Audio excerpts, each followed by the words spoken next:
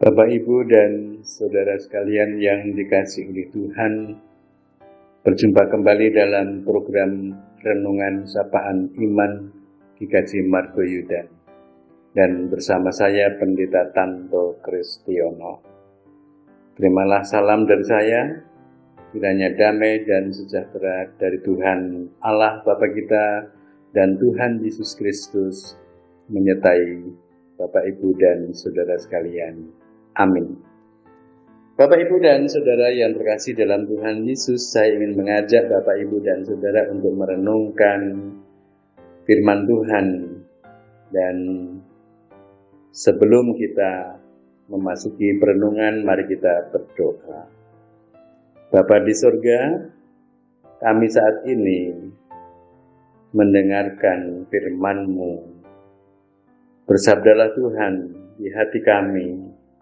Mampukan pula kami melakukan firman-Mu dalam hidup kami setiap hari. Terima kasih Bapa. Amin. Bapak, Ibu, dan saudara yang terkasih, saya ingin mengajak Bapak, Ibu, dan saudara untuk membaca Injil Yohanes pada pasal 2, ayat 6 sampai dengan ayat yang ke-11. Yohanes 2 ayat 6 sampai 11. Demikian. Di situ ada 6 tempayan yang disediakan untuk pembasuhan menurut adat orang Yahudi. Masing-masing isinya 2-3 buyung. Yesus berkata kepada pelayan-pelayan itu, "Isilah tempayan-tempayan itu penuh dengan air." Dan mereka pun mengisinya sampai penuh. Lalu kata Yesus kepada mereka, "Sekarang cedoklah dan bawalah kepada pemimpin pesta." Lalu mereka pun membawanya. Setelah pemimpin pesta itu mengecap air yang telah menjadi anggur itu, dan ia tidak tahu dari mana datangnya, tetapi pelayan-pelayan yang mencedok air itu mengetahuinya. Ia memanggil mempelai laki-laki dan berkata kepadanya, "Setiap orang menghidangkan anggur yang baik dahulu, dan sesudah orang puas minum, barulah yang kurang baik. Akan tetapi engkau menyimpan anggur yang baik sampai sekarang." Hal itu dibuat Yesus di Kana yang di Galilea sebagai yang pertama dari tanda-tandanya. Dan dengan itu ia telah menyatakan kemuliaannya dan murid-muridnya percaya kepadanya. Demikian Bapak, Ibu, dan saudara, firman Tuhan yang kita baca dan dengarkan di kesempatan ini. Bapak, Ibu, dan saudara terkasih, bacaan tadi tentunya bukan bacaan yang asing bagi Bapak, Ibu, dan saudara. Bacaan itu sangat terkenal karena Tuhan Yesus pada saat itu menyelesaikan sebuah krisis di tengah perayaan pesta pernikahan, karena yang mempunyai kerja mantu pada saat itu mengalami krisis kehabisan konsumsi minuman utama, yaitu anggur.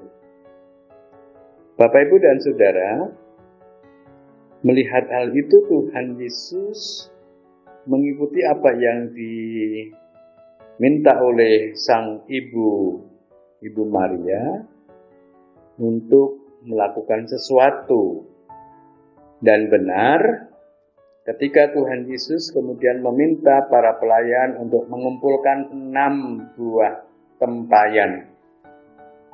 Satu tempayan itu berisi 2-3 buyung yang kira-kira berisi sekitar 60 liter. Jadi ada 360 liter air yang diisikan di 6 tempayan itu. Seketika air yang dilihat dengan kasat mata oleh para pelayan itu seketika berubah menjadi anggur yang oleh pemimpin pesta disebutkan sebagai anggur yang sangat baik, dan itu jelas anggur yang bercita rasa tinggi. Bapak Ibu, saya ingin mengajak untuk melihat, menghayati karya mujizat Tuhan Yesus yang begitu luar biasa. Mujizat Tuhan Yesus itu tidak bisa diukur terlalu besar. Untuk sebuah pesta pernikahan yang hampir terlanda rasa malu, diselamatkan oleh Tuhan Yesus dengan cara membuatkan anggur dari air biasa seketika jadi anggur bercita rasa tinggi.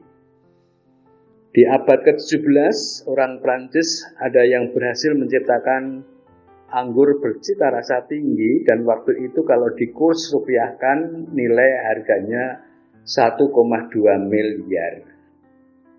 Nah, kalau buatan Tuhan Yesus, artinya mujizat Tuhan Yesus atas air dan menjadi anggur itu, kira-kira mau diberi nilai harga berapa?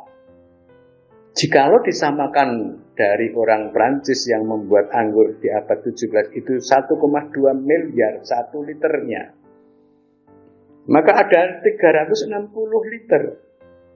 Maka yang terkumpul bisa dikurskan rupiahnya adalah 432 miliar demi untuk menyelesaikan kasus yang terjadi pada saat pesta pernikahan itu hampir dilanda malu, diselamatkan oleh Tuhan Yesus dengan berlimpah kebahagiaan yang luar biasa.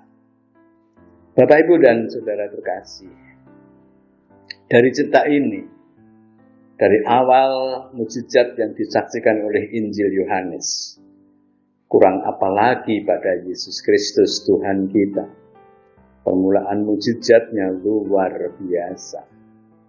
Bapak, Ibu, dan Saudara terkasih dalam Tuhan Yesus, dan mujizat demi mujizat yang dilakukan oleh Tuhan Yesus tak mungkin ditembus oleh pikiran manusia. Dan itu bukan persoalan manusia yang bisa menghadirkan mujizat yang luar biasa. Orang mati dibangkitkan, berbagai macam penyakit disembuhkan. Bapak, Ibu, dan Saudara terkasih dalam Tuhan Yesus, mari kita pegang teguh iman percaya kita kepada Tuhan Allah di dalam Kristus Yesus. Tuhan yang hidup, Tuhan yang membuat kita berelasi dengan Allah itu sangat mudah dalam doa dan dalam keyakinan iman di dalam nama anaknya yang tunggal Tuhan kita Yesus Kristus. Maka segala keluh kesah Bapak, Ibu, dan Saudara, segala kebutuhan apapun Bapak, Ibu, dan Saudara, segala problematik apapun Bapak, Ibu, dan Saudara, datanglah kepada Tuhan Yesus. Dia sanggup memberikan jawaban dan jalan keluar. Tuhan pasti memberikan apa yang diminta oleh Bapak Ibu, bahkan lebih dari itu. Tetaplah menjadi milik Tuhan Yesus selama-lamanya. Tuhan memberkati.